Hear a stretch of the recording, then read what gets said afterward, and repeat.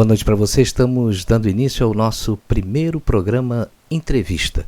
E hoje eu vou conversar com a empresária Bruna Monteiro, da MW Ex-Conte. O Ex é de exclusividade, o I de inovação e o Conte de contabilidade. A MW Ex-Conte é uma empresa prestadora de serviços de assessoria empresarial contábil, com foco principal em redução da carga tributária, com excelência em atendimento e com o objetivo de desburocratizar a vida do empresário. A empresa tem certificação ISO 9001, que gera segurança e confiança em todos os processos. Uma boa noite, Bruna Monteiro. Boa noite, Marcelo Almeida, tudo bem? Olha, um grande prazer ser entrevistada por você no seu canal. Eu sou admiradora do seu trabalho, estamos juntos há muitos anos, então estou bastante lisonjeada. Muito obrigada. Nada, Bruna, é um prazer ter você aqui com a gente. O assunto que nós vamos discutir hoje é a medida provisória 927, publicada anteontem e que já teve um dos seus artigos revogados pelo presidente Jair Bolsonaro, que recebeu inúmeros pedidos para retirar o texto que permitia a suspensão do contrato de trabalho pelo período de 4 meses, claro que com alguns condicionantes. A MP 927, para que a gente deixe isso bem claro, dispõe sobre medidas trabalhistas para a gente poder enfrentar o estado de calamidade pública e de emergência de saúde pública em decorrência do coronavírus. O objetivo dessa medida provisória, segundo o governo, é preservar o emprego e a renda durante esse período que a gente está atravessando. No programa de hoje nós vamos abordar o artigo 18, que foi retirado da medida provisória. Nós vamos também falar sobre o teletrabalho, a antecipação de férias, as férias coletivas e o diferimento do recolhimento do Fundo de Garantia por tempo de serviço, que são questões, pelo que eu tenho observado, que têm deixado aí muitos pequenos e microempresários bastante inquietos. Então, Bruna, eu vou começar perguntando para você o que você achou da retirada do artigo 18 que permitia a suspensão do trabalho por 4 meses. Eu deixo bem claro aqui que o meu posicionamento não tem nenhuma conotação política, mas eu acredito que tenha sido equivocado, porque se ficasse em vigor, né, esse artigo, ele certamente iria evitar uma demissão em massa que vai acabar acontecendo, porque a matemática é uma só. Não entra faturamento, não existe caixa para pagar 4 meses do seu funcionário em casa.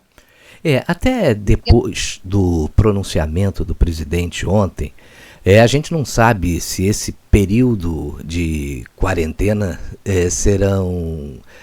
será de 4 meses ou se a gente vai voltar às atividades em menos tempo. Tomara que isso possa acontecer, já há diversas razões para isso. Agora, eu acho que a medida foi mal interpretada, eu tenho essa impressão, porque, pelo que eu entendi, o governo garantiria ao trabalhador que eventualmente nesse acordo com o seu empregador ficasse afastado esses 4 meses ou até 4 meses, ele teria garantido um salário mínimo que seria pago metade pelo governo e metade pelo empresário, facilitando aí a vida num período em que o funcionário não estaria trabalhando na empresa. Eu acho que é por aí, né? Foi isso. Essa foi a intenção, mas eu acho que deturparam essa questão. Não, sem dúvida. Eu não tenho a menor dúvida de que foi isso que aconteceu.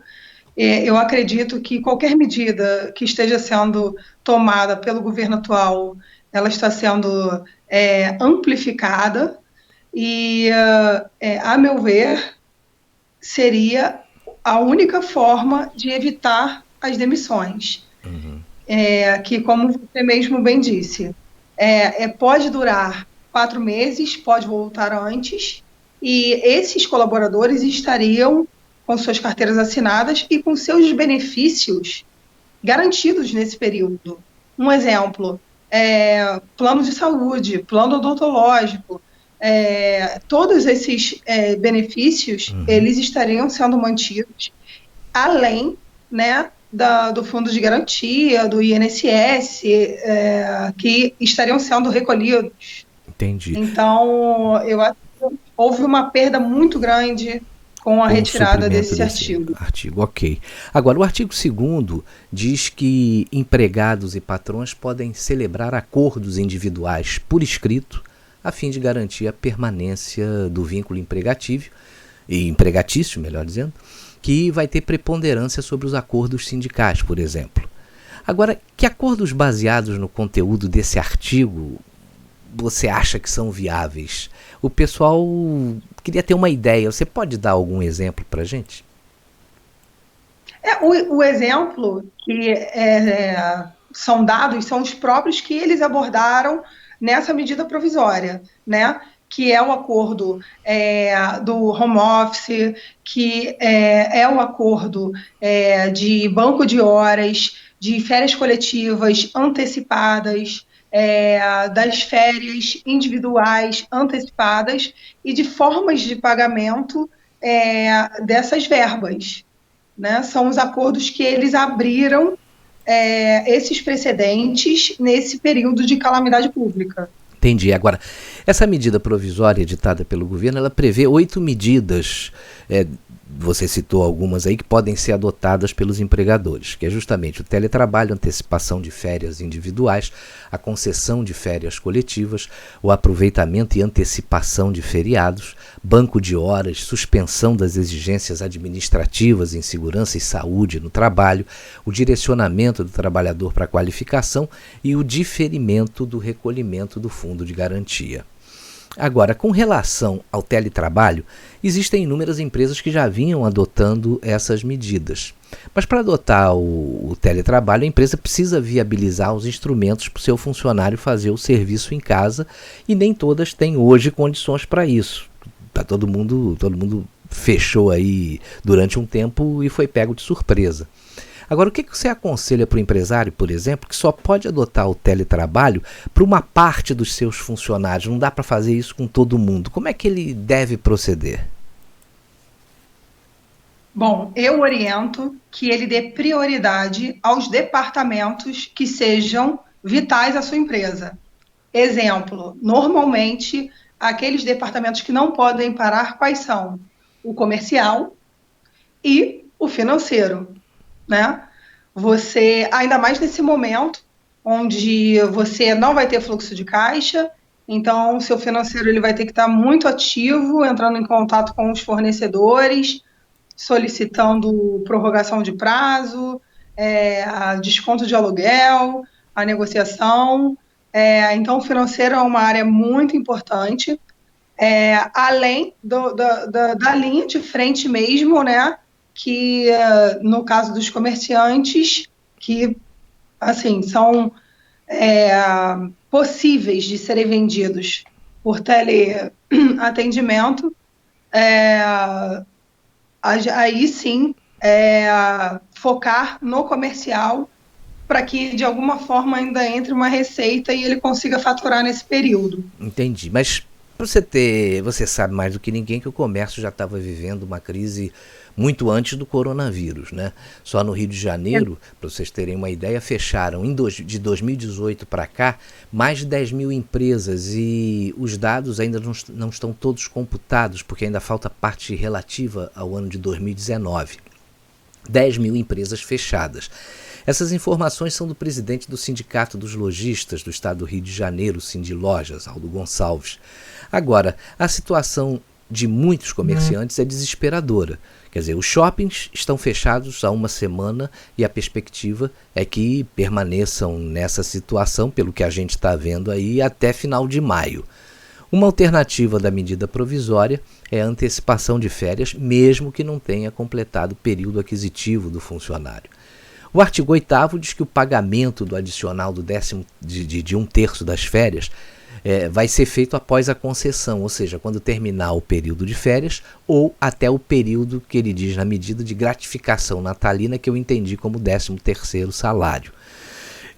Mas a medida coloca que o valor das férias deve ser pago até o 5º dia útil após o término do período de férias. Só o terço é que pode ser pago lá na frente, junto com o 13º. O problema, Bruna, é o seguinte, é que algumas empresas não têm condições de manter o pagamento da folha por um determinado período, mesmo de portas fechadas. Algumas têm, outras não. Mas mesmo antecipando essas férias agora, o pagamento vai ter que ser feito antes da empresa recomeçar as suas atividades. Como é que você enxerga esse problema que está por vir aí? Então, o que eu enxergo que vai acontecer no comércio como um todo, como você disse, já vem uma crise anterior, né, ao Covid-19, estava dando passos para uma recuperação e acontece tudo isso nesse momento. Então, eu acredito que o que vai acontecer é o seguinte: o empresário ele vai colocar de férias, antecipar as férias. Quem tem o período a ser gozado, ele vai colocar de férias. Quem não tem, ele só vai antecipar férias daqueles funcionários que ele entende que tem mais valor para a empresa, porque ele vai prorrogar o máximo que ele puder para não perder aquele talento, até vir um pronunciamento, né, de que o comércio poderá ser reaberto. Então, eu acho que vão ser dois cenários. Aqueles funcionários que têm férias a serem gozadas, eles vão entrar de férias, as férias vão ser pagas e no retorno eles serão, obviamente, desligados. E aqueles que o empresário quer investir e vê que é uma joia da empresa, ele pode, se tiverem férias a serem gozadas, eles vão colocar de férias, vão antecipar férias, mas até um período também. Entendi. Acabou o caixa, essas pessoas também serão desligadas. Agora, porque a gente sabe do comércio, desculpa, nada. o que a gente sabe do comércio é que o que vocês estavam fazendo nesse período é que vocês estavam vendendo o almoço para comprar janta. E a maioria da população entende que o comércio, quando eles pensam em comércio, eles pensam em Casas Bahia, eles pensam nos grandes, né, nos players de mercado. Só que não é isso que acontece. A gente está falando aqui do pequeno empresário, né, que é a grande parte que gira a economia. E não necessariamente dessas lojas que a gente sabe que terão fôlego, não quebrarão, né? Como a Pan, enfim. Então, esses pequenos que não têm fôlego de caixa, as demissões serão, infelizmente, inevitáveis. Agora, se porventura o empresário precisar reduzir os seus custos e tiver que dispensar um funcionário que ele fez um acordo, antecipou férias, enfim, isso ele vai ter condições de descontar na rescisão, né? Dentro da proporcionalidade, né? Agora, para os pequenos e médios empresários, você tem dois itens ali, a antecipação de férias e as férias coletivas. Quer dizer, o que eu estou entendendo é o seguinte: eu tenho 3 funcionários, uma tem férias, está de férias, não tem mais período aquisitivo, e eu tenho outros 2 que têm. Então eu vou ali e antecipo as férias desses 2. Agora, se eu tenho uma outra empresa com 3 funcionários que têm férias a gozar, então eu posso dar férias coletivas. Existe alguma diferença entre antecipar férias ou férias coletivas, assim, para o grupo todo? Não, o que acontece? As férias individuais, com a reforma trabalhista, ela pode ser desmembrada em 3 momentos, né? Um não inferior a 14 dias e os outros 2 não inferior a 5.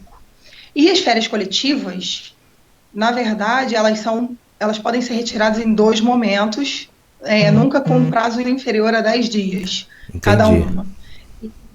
Então, e assim, passou a ser uma um período a ser definido pelo empregador, né? Não pelo empregado. Entendi. Então, a grande diferença é uma e outra. Agora, não tem como você colocar parte da sua empresa em férias coletivas e a outra não. Ou todo mundo entra, ou você dá para algumas pessoas e aí é individual de cada um. O coletivo é quando você pensa no todo. Ou você coloca a empresa inteira ou um departamento da empresa, que aí todos do departamento terão que aderir, né? Uhum. Ou você coloca apenas uma parte, né? Uma Entendi. parte maior. Agora, Então, assim, o que ela é muito usada, as férias coletivas, ela é muito utilizada quando o empresário ele tem tem períodos, né, que ele sabe que não vai ser produtivo para a empresa, então ele já programa é, ao longo do ano, normalmente 2 períodos que ele já entra em férias coletivas, que são o período entre Natal e Ano Novo, né? Que é um período só de confraternização, assim, as pessoas, só é bom mesmo para o comércio varejista, né? Então, é um período que as empresas de serviço normalmente colocam os funcionários de férias coletivas e no período de carnaval, né? Aquela quinta e sexta-feira para emendar o carnaval. Então, ele se utiliza dessas datas em que ele sabe que não vai ter um retorno esperado para diminuir o custo da empresa e já tirar férias todo mundo junto nesse período. entendi. Agora, tem um outro assunto aqui que é também uma dúvida muito grande do pessoal, sobretudo do comércio, é que com relação à antecipação das folgas referentes aos feriados. Quer dizer, os empresários eles não podem considerar a data em que os shoppings fecharam, né? Aqueles primeiros 7 dias antes de sair a medida, eu acho que o empresário vai entubar o prejuízo. O funcionário também precisa ser comunicado com 48 horas de antecedência, então isso não foi possível. Os dias para trás vão ficar, infelizmente, fora dessa medida, né, provisória. Mas eu acho que essa antecipação de folgas referentes aos feriados, você vai estabelecer aí, tenho tantos feriados e vou dar tantos dias para o funcionário e isso vai contar lá na frente como folga de referente a feriado, é isso? Sim. Os feriados serão antecipados, né?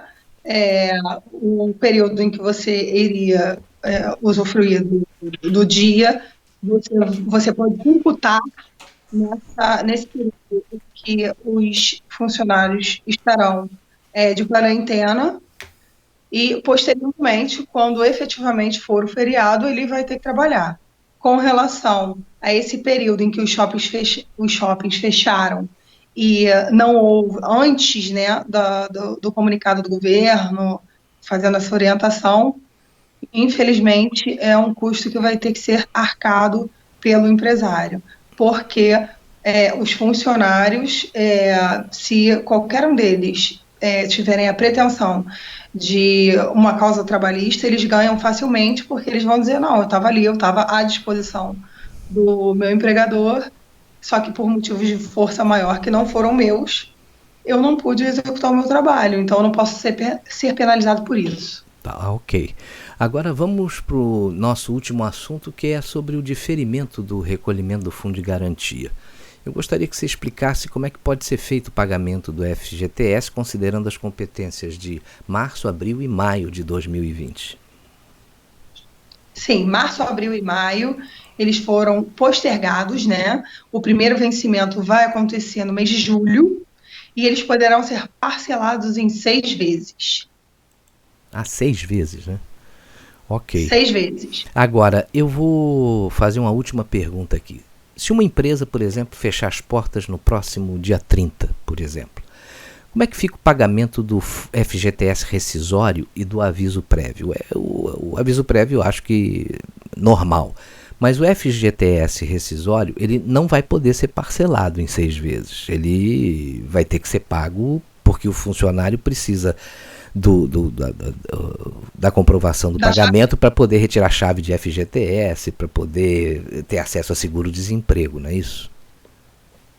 Exatamente. Aquele empresário que optar por realizar a demissão, ele não vai ter esse benefício de pagamento postergado e parcelado em 6 vezes. Ele vai ter que efetuar o pagamento do fundo de garantia pelo período de uma rescisão normal de um funcionário sem estado de calamidade pública. Ok, Bruna, olha, o nosso tempo está chegando ao fim, não deu para a gente conversar sobre tudo, foi um programa um pouquinho extenso, mas extremamente esclarecedor, eu acredito, e nós vamos com certeza encontrar uma outra oportunidade aí para a gente continuar esclarecendo dúvidas sobre esse tema trabalhista, que é muito delicado, sobretudo nesse momento que a gente está vivendo. Gostaria mais uma vez de agradecer muito a sua participação, e se você tiver um telefone para contato, porque pode ser que tenham empresas que estejam nos assistindo, micro e pequenos empresários que estejam precisando de uma orientação, que estejam precisando de uma ajuda, e aí de repente o nosso canal aqui pode ajudá-los. Que ótimo, Marcelo, eu que agradeço novamente, foi um prazer, tenho uma admiração profunda pelo seu trabalho. Obrigado. Pode falar. Não, obrigado, só estou agradecendo. Ok. Então, os nossos canais de contato são o meu telefone mesmo, pessoal, que é o da empresa, meu pessoal e comercial, né? Eu sou sócia diretora da MW. O meu contato é 21 98883 1050. E o e-mail é bruna@mwexconte.com.br. Deixando claro que nesse período, né, de calamidade pública, com muitas empresas que não têm sequer possibilidade de pagamento de uma consultoria, nós estamos abrindo horários no nosso dia para prestar essa consultoria gratuita, né, para os empresários, pequenos empresários que estão sem o fluxo de caixa. Então, a gente está fazendo uma agenda com os contatos que estamos recebendo via WhatsApp ou e-mail, e aí a gente tem meia hora para dar essa consultoria para o empresário, porque a gente preza muito pelo sucesso do empreendedorismo no país. E a gente quer fazer isso por vocês e a gente acredita que a gente vai conseguir.